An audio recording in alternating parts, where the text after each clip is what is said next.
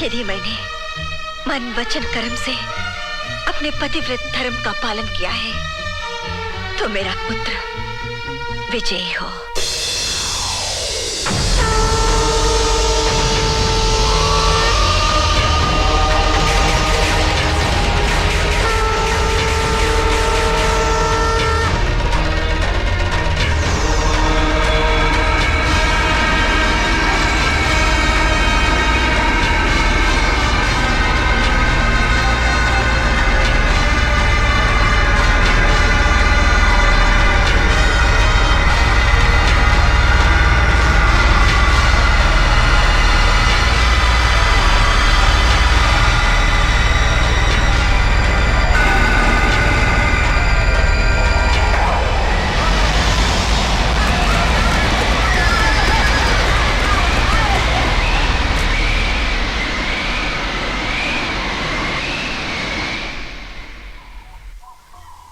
लो भैया उठो।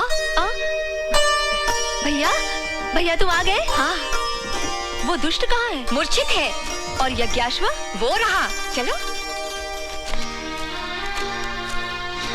चल माँ के पास लेकर चलते हैं। नहीं नहीं, माँ के पास नहीं। क्यों? क्योंकि ये यज्ञाश्व महाराजा श्री रामचंद्र का है। माँ श्री रामचंद्र की बहुत भक्ति करती है ना, इसलिए श्री रामचंद्र को ही आने दो। उन्हें बंदी बनाकर माँ को भेंट करेंगे। अच्छा।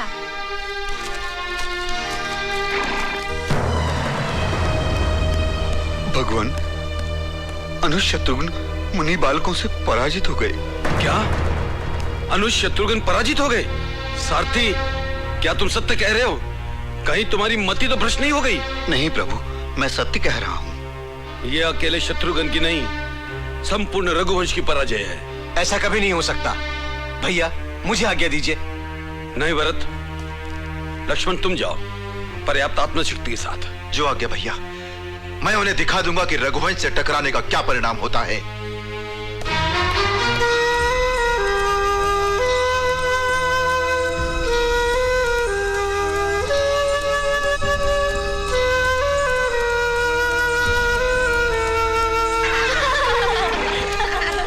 देखो, एक और योद्धा रथ पर सवार होकर इधर ही आ रहा है। घबराओ मत, उसे भी देख लेंगे।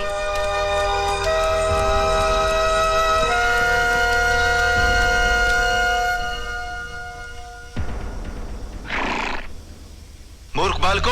अरे ओ राजपुरुष, मुंह संभाल कर बोलो। हम मूर्ख बालक नहीं, मुनि बालक हैं। लगता है भैया इनकी आंखों में कोई दोष है। हाँ भैया, सुना है मृत्यु से पूर्व मनुष्य की आंखें रंग बदलने लगती हैं। देखने में तो तुम सुकुमार हो, परंतु बातें बहुत विचित्र करते हो। कौन हो तुम? हम गुरुदेव वाल्मीकि के शिष्य हैं। इतने महान महर्षि के शिष्य होकर ऐसी उद्दंडता करना उचित नहीं है। हमारी आज्ञा है कि हमारा अश्व छोड़ दो।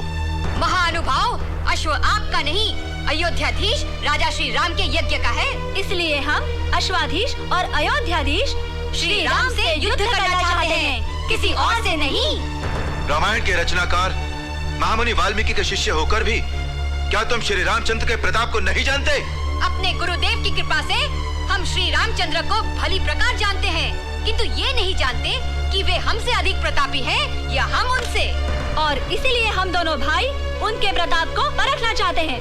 बालकों, तुम क्या जानो कि श्री राम ने कैसे कैसे महान कार्य किए हैं। उन्होंने महाबली बाली का संहार किया था। हाँ किया था, किंतु कायरों की तरह छिपकर। क्या इसे ही हम उनकी वीरता मान ले? उन्हीं करुणामूर्ति श्री राम ने दशकंठ रावण का वध करके लंका का राज्य विभीषण को सौंप दिया था। वे करुणा की नहीं, कठोरता की मूर्ति हैं। उन्होंने अपनी गर्भवती पत्नी सीता माता को वनवास देकर क्या अपनी करुणा का प्रदर्शन किया था?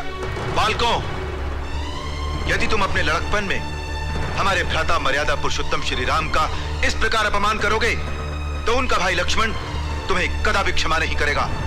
अच्छा, तो आप ही है लक्ष्मण, जिन्होंने गर्भवती माता सीता को अकेले वन में छोड़ दिया था।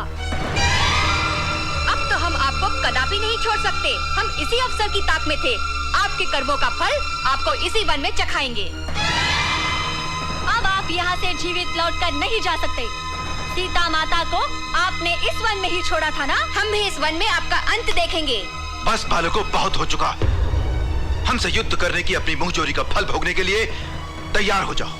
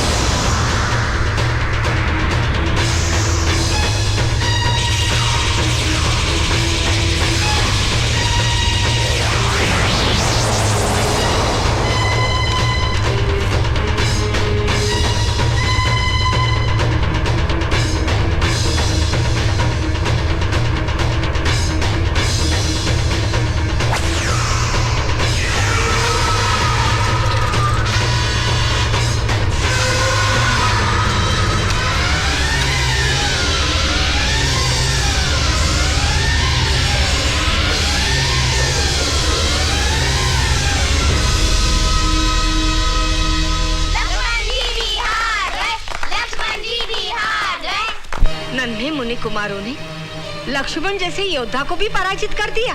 हाँ माता, सुना है कि पुष्पों से भी कोमल लगने वाले दोनों मुनि कुमार महान पराक्रमी हैं। तो क्या रघुवंश का तेज? नहीं माता, आप निश्चिंत रहिए, कुछ भी हो जाए रघुवंश के तेज का अंत नहीं हो सकता। गुरुवर, मुझे आशीर्वाद दीजिए।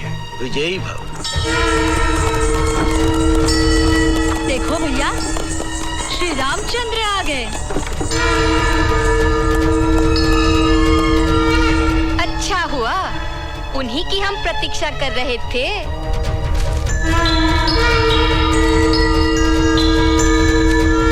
मुनि कुमारों, उस दिन अयोध्या में राम कथा का गायन करते हुए तुम ही आए थे ना? केवल राम कथा नहीं, सीता राम की कथा कहिए। हाँ हाँ, जानते हो, उसी दिन से तुम दोनों हमारी आंखों में चित्रित हो गए।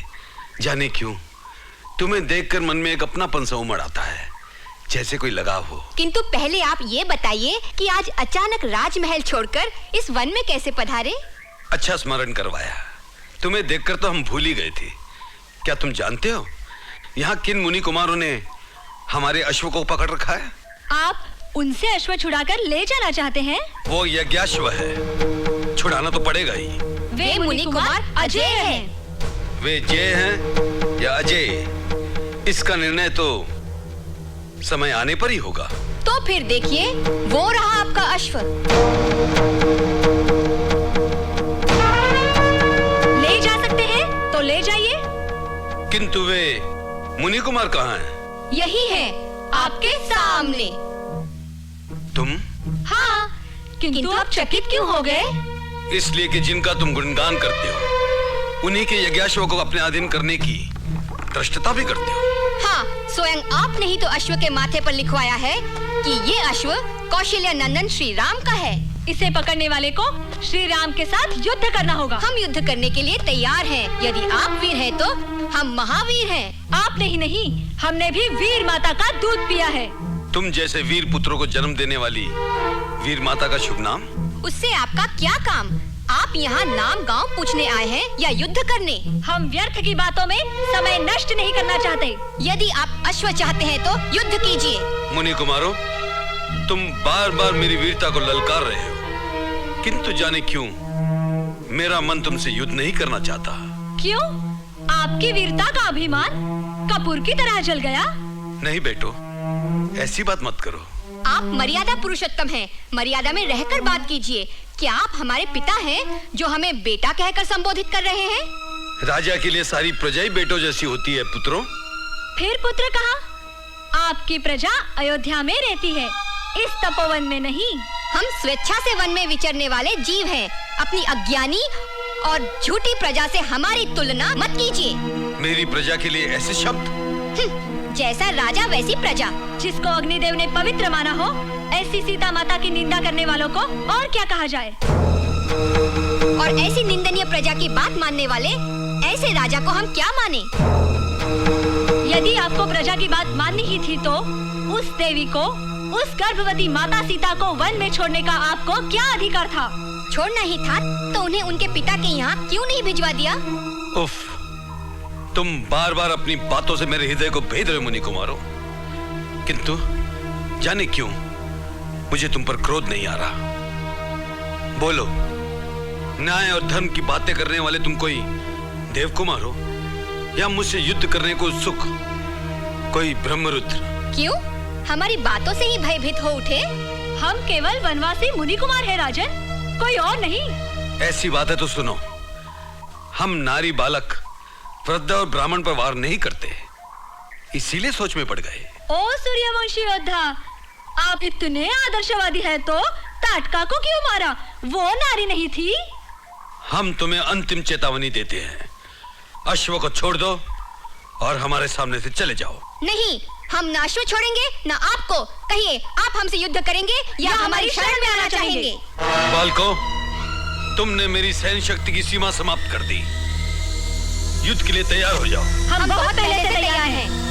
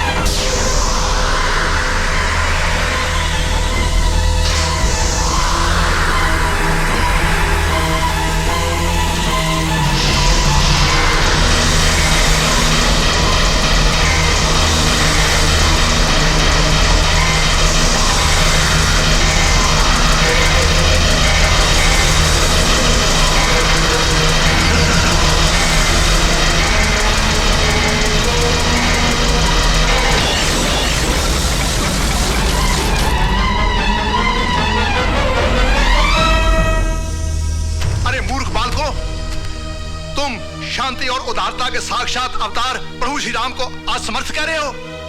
बिना कारण क्यों नष्ट होना चाहते हो? इनके चरणों में गिरकर क्षमा मांग लो। ये करुणा के सागर हैं, अवश्य क्षमा कर देंगे। और यदि लड़ना ही चाहते हो तो मुझसे लड़कर देखो। राम जैसे विश्व विजेता से लड़कर विजय मिले या पराजय, दोनों ही अवस्था में हमें कीर्ति मिलेगी। तुम जैसे वानर से लड़कर क्या मिलेगा? क्या कहा? जानते नहीं कि हमने सोने की लंका में आग लगा दी थी?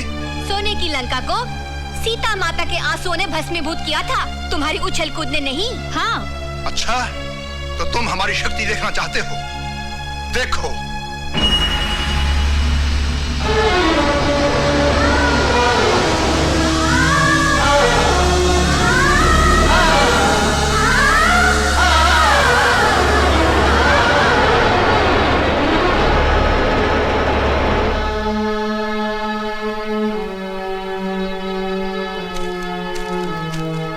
मित्रों, घबराओ मत।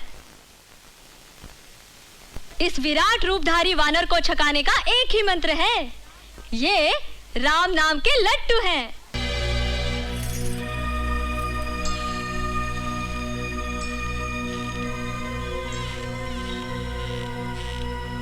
ओम ह्रीं जगन माता, क्लीं सीता देवी, माते, आप यहाँ हैं?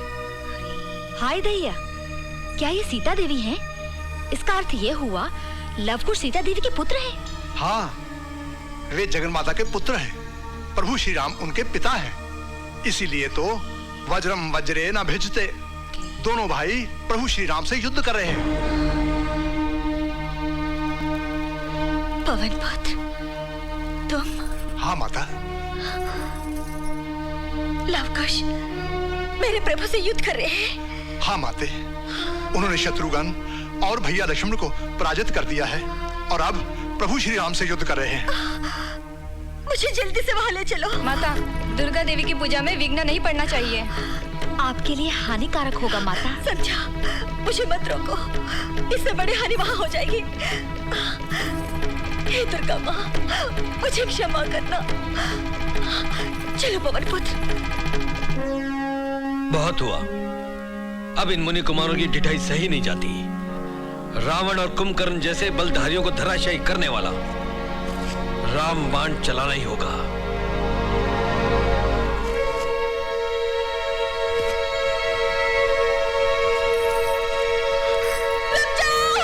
सीता, ये क्या आनंद कर डाला प्रभु श्री रामचंद्र के साथ। ये क्या किया है तुम लोगों ने? माँ, हमने कुछ नहीं किया, पहले उन्होंने हम पर आक्रमण किया। हमने तो अपनी रक्षा के लिए अस्त्र उठाया माँ। तुम्हारे चरणों की सौगंध माँ। हाँ सीते, तुम्हारे पुत्र निर्दोष हैं। श्री राम तो तुम्हें देखकर निश्चेष्ट हो गए हैं। वे अर्धमूर्छित हैं। चिंता ना करो।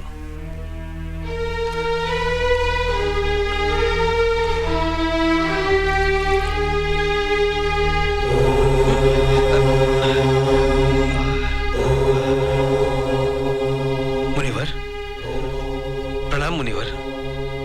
माँ, तुम सीता माता हो? प्रभु श्री राम हमारे पिता हैं। तुमने पहले क्यों नहीं बताया माँ? पिताश्री, पिताश्री, हमें क्षमा करें। अनजाने में हमसे बहुत बड़ा अपराध हुआ है। तुमने कोई अपराध नहीं किया मेरे बच्चों।